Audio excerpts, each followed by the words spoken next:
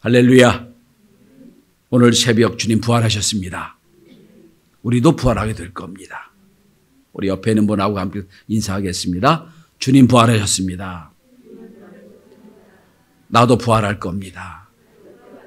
한마디 더 합니다. 당신도 부활할 겁니다.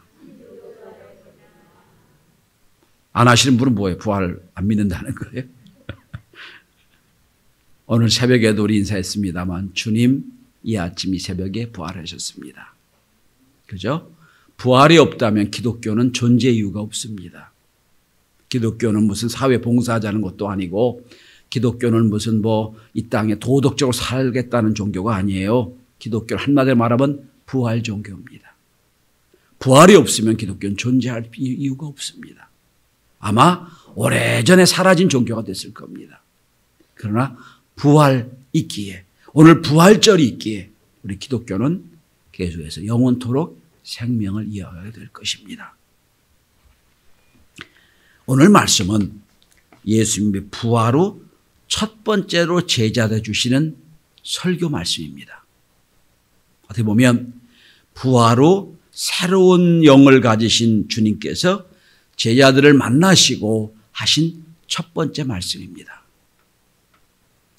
이제는 인간적 요셉의 아들 예수가 아니라 하나님의 아들로 그리스도로 제자들에게 주시는 첫 번째 설교 말씀입니다.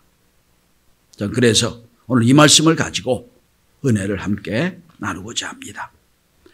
부활하셔서 이제는 죽음을 가지고 협박하던 죄의 능력은 이미 끝났습니다. 세상이 우리에게 할 수 있는 최고의 협박은 죽인다는 거예요. 죽음입니다.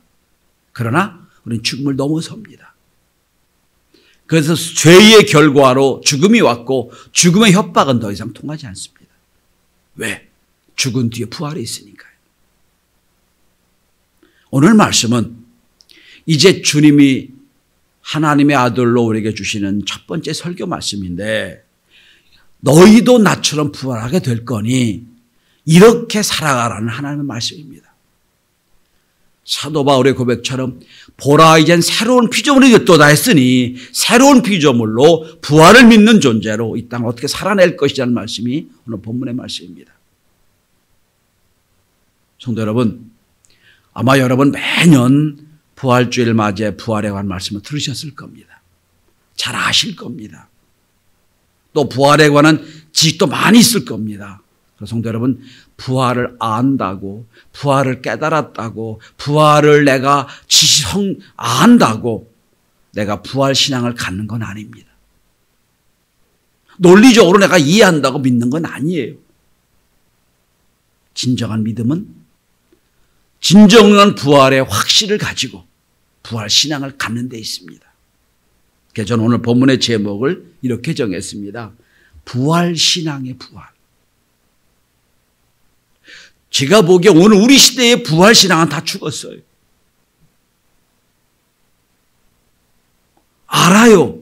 깨달았다고 했어요. 믿는다고 합니다. 그러나 진짜 부활 신앙은 없는 것 같아요. 오늘 우리 시대에 진정한 부활 신앙의 부활이 필요할 거다는 거예요. 자, 이 시간 부활 신앙이 여러분 마음에 진정으로 부활하시는 놀라운 역사심과 은혜가 있기를 바랍니다. 자, 그러면 도대체 부활 신앙이 뭐냐 하는 겁니다. 부활 신앙은 첫째는 평강 가운데 사는 겁니다. 오늘 예수님이 부활하시고 첫 번째 주시는 말씀이 뭡니까? 19절 마지막에 나오죠. 너에게 평강이 있을지어다. 또다시 말씀하는 게 21절이에요. 또 이르시되 너에게 평강이 있을지어다.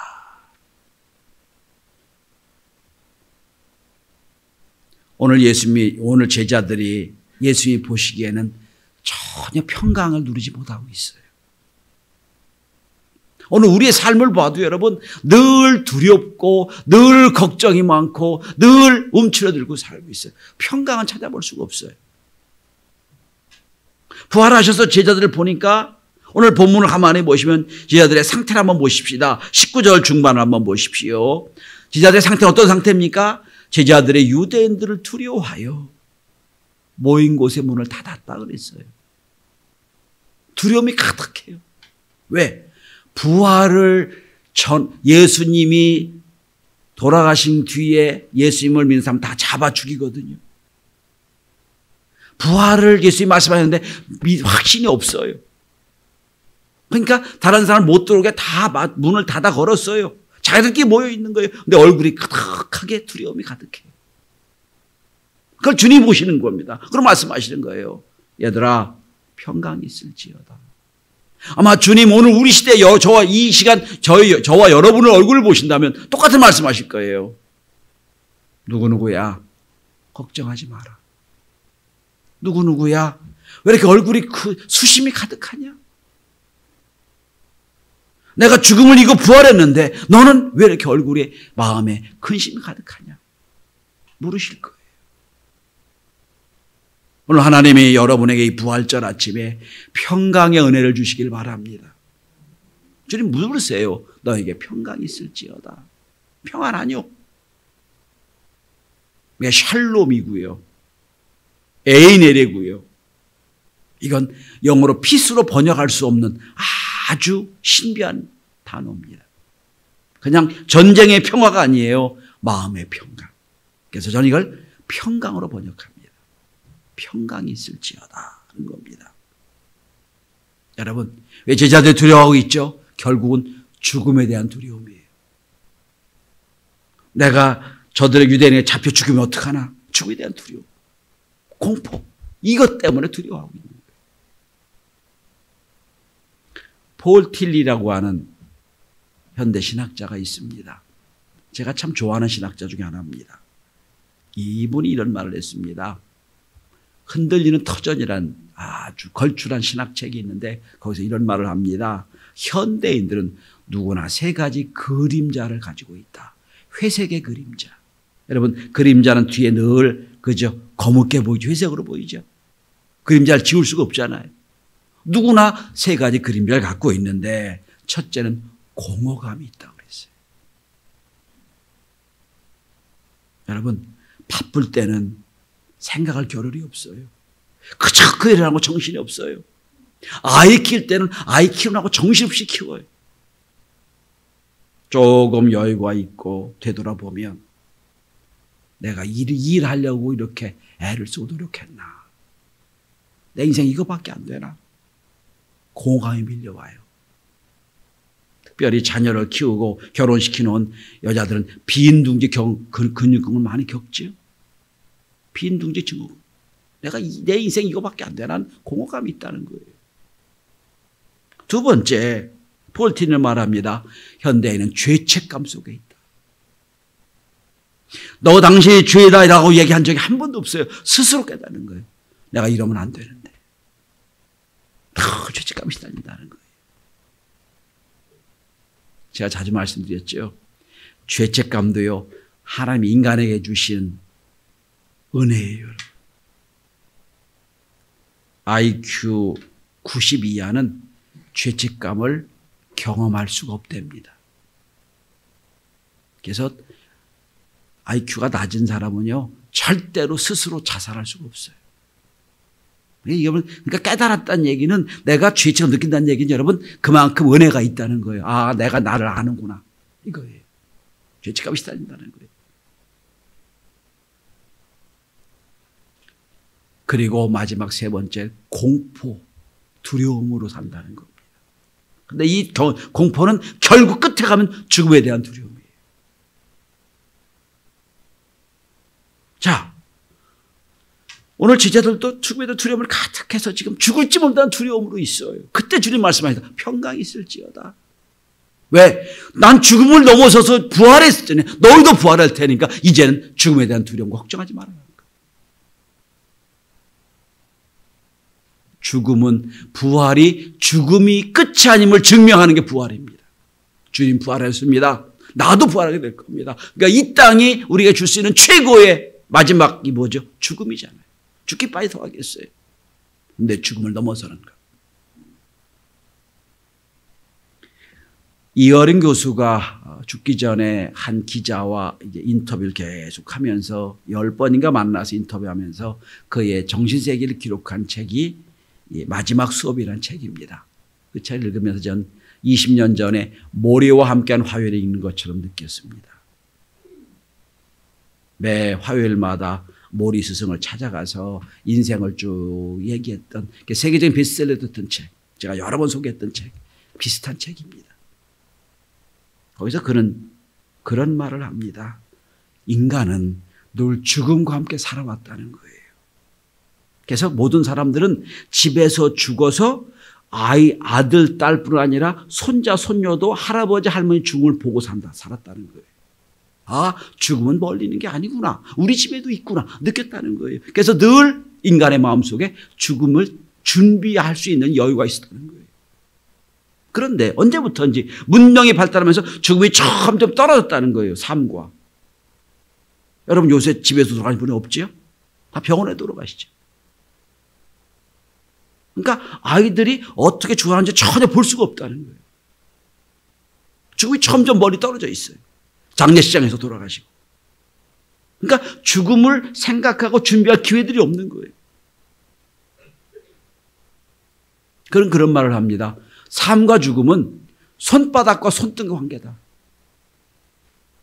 그러니까 어떻게 피할 수 없는 관계라는 거예요. 살아있다, 죽어있다. 같다는 거예요.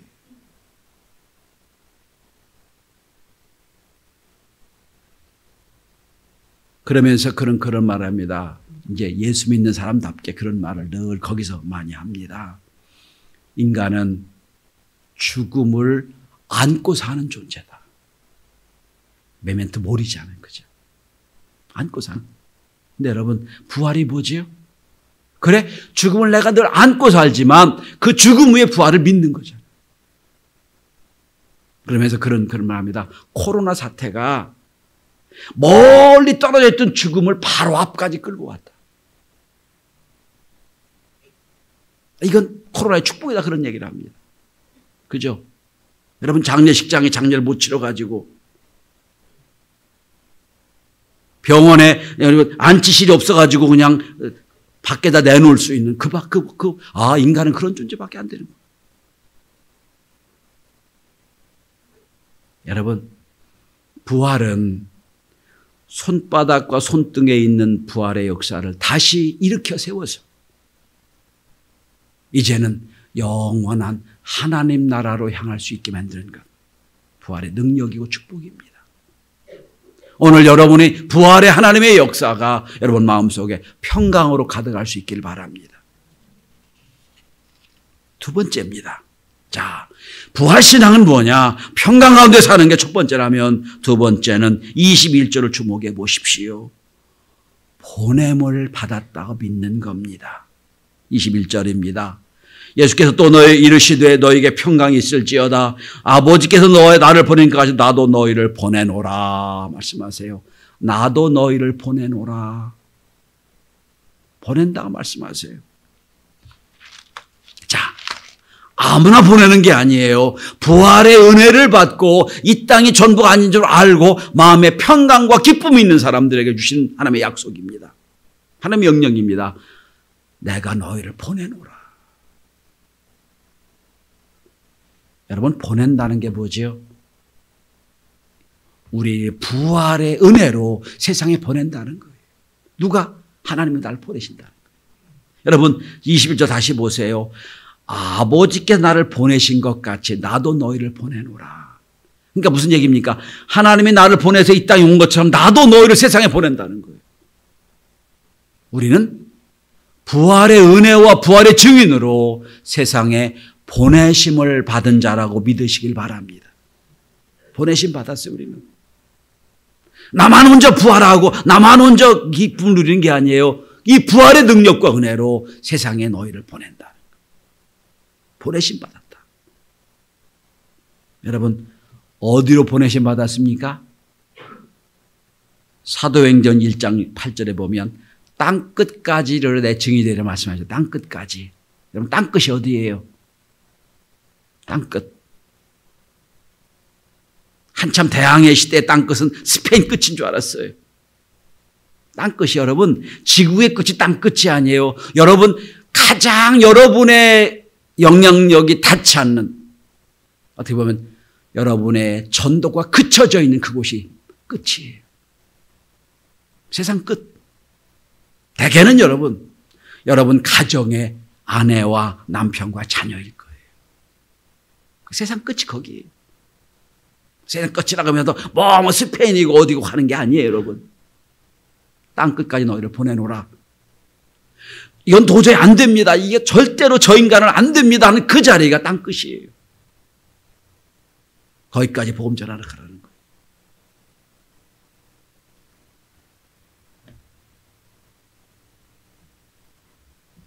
마가복음 16장 15절에 말씀합니다. 너희는 온 천에 다니며 만민에게 복음을 전파하라 말씀하셨습니다. 오늘 김진우 집사님의 기도를 듣고 제가 참 마음이 찡했어요. 하나님, 그래 주님의 부활만 그것만 하나 가지고도 열심히 전했던 그때 그 믿음이 그립다. 지금 예수 믿는 사람, 말만 예수 믿고 무늬만 예수 믿는 사람들 때문에 참 이 말씀 전하기 참 어렵다는 고백을 그렇게 들었습니다. 오늘 시대 그렇지요. 여러분, 믿는다고 고백하는 것과 복음을 가지고 살아내는 건 다른 이야기입니다. 복음을 가지고 살아내는 하나님의 은혜가 있기를 바랍니다. 암으로 사람이 죽는 것이 아니라 병에 대한 절망으로 쓰러진다 라고 하는 유명한 격문을 남긴 의사가 있습니다. 그는 암과 싸우는 암 전문이라고 알려진 연세대 강남 세브란스 암센터 소장인 이희대 박사입니다. 1976년 연대의대를 졸업하고 의학과 전문의 자격을 취득하고 89년부터 91년까지 미국 국립암연구소 유방암 전문가 자격을 받고 강남 세브란스에 와서 선진적인 유방암 치료 확대에 나섰던 그런 분입니다. 1991년 유방 보존술이 국내 처음으로 도입했던 분이 그분이고요. 24%에 불과했던 국내 유방암 환자 보존율을 이분 때문에 37%, 현재는 64%까지 늘렸던 분입니다. 그러던 그가 2003년 6월 대장암 4기 말기암 판정을 받습니다. 남의 암 치료하다가 자기 암을 놓친 거지요. 그 무려 그는 12번에 걸쳐 이런 암이 재발이 됩니다. 그런 말을 하더라고요. 그런 말을 쓴 걸 봤어요. 계속 암 치료를 보니까 그 암이 자기에게 친구처럼 찾아왔다는 거예요. 12번이나 재발을 했답니다. 마지막에는 3개월밖에 못 삽니다 라는 판결을 받고 그는 그런 말을 썼습니다. 암이 나에게 허락도 없이 와서 돈도 안 내고 전세 살고 있다 하는 말을 썼어요. 허락도 받지 않고. 그런데 그는 늘 미소와 긍정적인 마음으로 암 환자를 치료를 합니다. 기독교 학교도 나왔고 예수 믿고 집사가 됐고 장로가 됐지만 아직도 자기는 부활의 확신과 믿음을 갖지 못하고 살다가 암이 12번이나 재발하고 난 뒤에 그는 새로운 인생이 됩니다. 3개월밖에 안 남았구나. 내가 죽으면 지금 어떻게 될 건가? 나도 진짜 부활할 거다. 확신과 믿음을 가지니까 달라졌어요. 그리고 절망 중에 만난 하나님. 그는 늘 암 환자에게 이런 말을 했다고 합니다. 암 때문에 사람이 죽는 게 아니라 암병에 관한 절망으로 죽습니다. 우리는 암이 나를 죽일 수가 없습니다. 우리는 영원히 살기 때문입니다. 라고 전도를 하기 시작합니다. 그는 결국 2013년 5월 16일 하나님 나라에 갑니다. 근데 그는 그런 말을 합니다. 내가 12번의 암이 전이 되고 내 인생의 마지막 순간이었던 3개월 정도 그 순간, 그 3개월 동안 내가 전도한 사람이 하나님이 날 살려주신 이유가 될 것이다. 고백합니다. 사랑하는 성도 여러분, 하나님이 오늘도 우리의 평강의 은혜를 주셨고 우리를 향하여 세상을 향하여 나가라고 말씀하세요. 우리는 누구나 내 마지막 순간이 얼마 남지 못한 사람들이에요.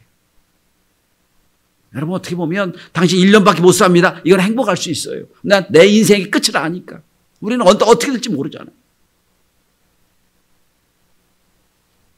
그러니 이제 새로운 인생, 이제 부활의 인생이 됐으니 이제는 절대 긍정으로, 절대 은혜로 이 땅을 살아가라는 말씀입니다. 내가 너희를 보내노라. 예수님 이 땅의 삶이 어떤 삶이었습니까? 늘 절대 긍정이었죠. 늘 절대 복음이었죠. 하나님 나를 보내신 것처럼 나도 너희를 보내노라.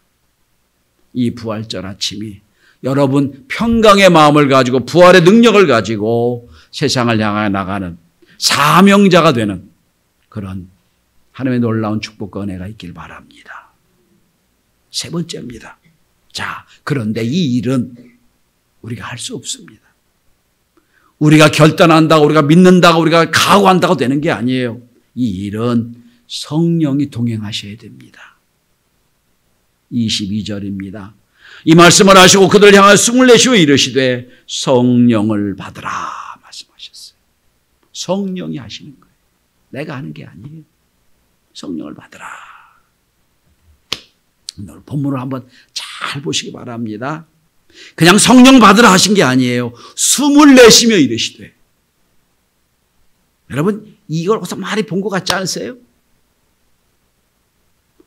하나님의 인간을 창조하실 때 흙으로 만드시고 숨을 불어넣어 주셨죠. 그죠?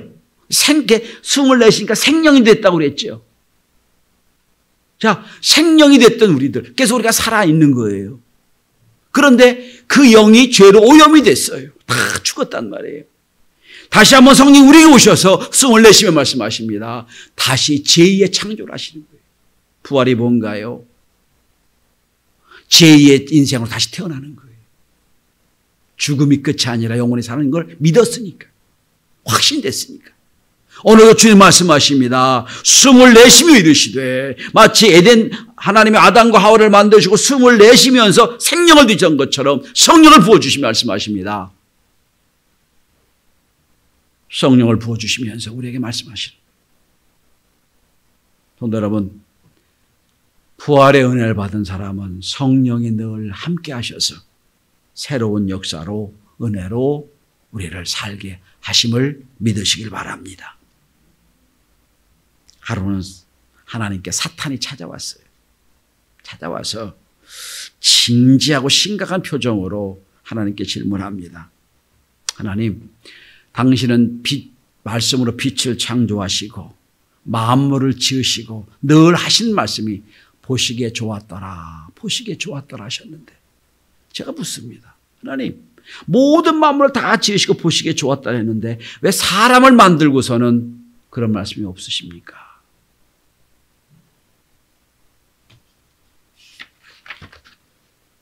왜 직접적으로 보기 좋았다는 말씀이 없지요? 물었더니 하나님이 빙그레 대답을 하십니다. 내가 빛과 세상은 완성품으로 지어놨는데 인간은 자기 스스로 자기를 완성해야 되는 존재로 만들었기 때문에 보시기에 좋았더라 라는 말이 없단다 라고 했다고 그래요. 깊이 생각해야 될 말씀이에요. 우리는 우리의 마지막을 내가 만들어가는 거예요. 성령의 도우심으로. 여러분 지금까지 어떤 인생을 만들어 오셨습니까? 앞으로 남은 생이 어떤 인생이 되게 할 겁니까? 성령께 의지하십시오. 성령과 동행하십시오. 그러면 하나님이 보시기에 우리 인생 마지막 날에 보기에 좋았더라 하시는 은혜를 경험하게 될 겁니다. 보기에 좋았더라. 자, 부활의 신앙이 뭡니까? 평강의 삶을 사는 거예요. 부활의 신앙이 뭡니까? 보내심 받은 자로 사는 겁니다. 사명자로 사는 겁니다. 부활의 신앙은 뭘까요? 성령을 받아 성령과 함께 사는 거예요. 이런 사람에게는 하나님 주신 놀라운 축복 은혜가 있습니다. 그 23절이에요. 우리 함께 같이 봉독합시다. 시작. 너희가 누구의 죄든지 사하면 사여질 것이요 누구의 죄든지 그대로 두면 그대로 있으리라 하시니라. 여러 가지 해석이 가능한 말씀입니다. 첫째는 네가 기도하는 대로 역사하게 될 거다. 두 번째 말씀은 용서의 삶을 살라는 말씀이고요. 세 번째 말씀은 이런 축복을 하고 살아라는 말씀이에요. 무슨 말 다시 보십니다, 여러분. 누구의 죄든지 사하면 나도 너를 사해 줄 것이고 누구의 죄든지 그대로 두면 그대로 두게 될 것이다. 하나님 주신 축복입니다. 여러분, 평강에 가진 사람의 특징은 용서를 잘합니다. 용서하며 사십시오. 주님 십자가에서 마지막 순간 뭐라고 말씀했습니까? 지난주 말씀을 배웠죠? 저들이 하는 걸 알지 못하니 사하여 주옵소서. 그게 주님 마지막 말씀이셨죠. 그래서 용서하십시오. 가지껏 죽으면 끝나는 인생인데 우리는 영원히 사는 인생인데 죽으면 끝난 인생으로 사는 저 사람들을 보고 용서하십시오. 대개 땅 끝에 있는 그 일을 용서 못할 겁니다. 땅 끝에 있는 그 사람 용서 못할 거예요. 제일 우리를 향하여 상처를 많이 줬으니까. 그래 이렇게 기도하죠. 하나님 저도 용서합니다. 그의 죄를 용서합니다. 주님도 용서해 주십시오. 그리고 축복하며 살아갈 때에 우리 마지막 인생을 통해서 하나님 보시기에 좋았더라 하는 놀라운 은혜의 말씀을 듣게 될 것입니다.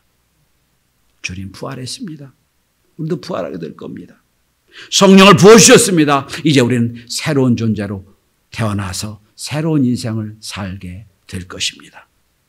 그런 역사가 오늘 이 아침부터 시작될 수 있기를 주의 이름으로 축원합니다. 기도합니다.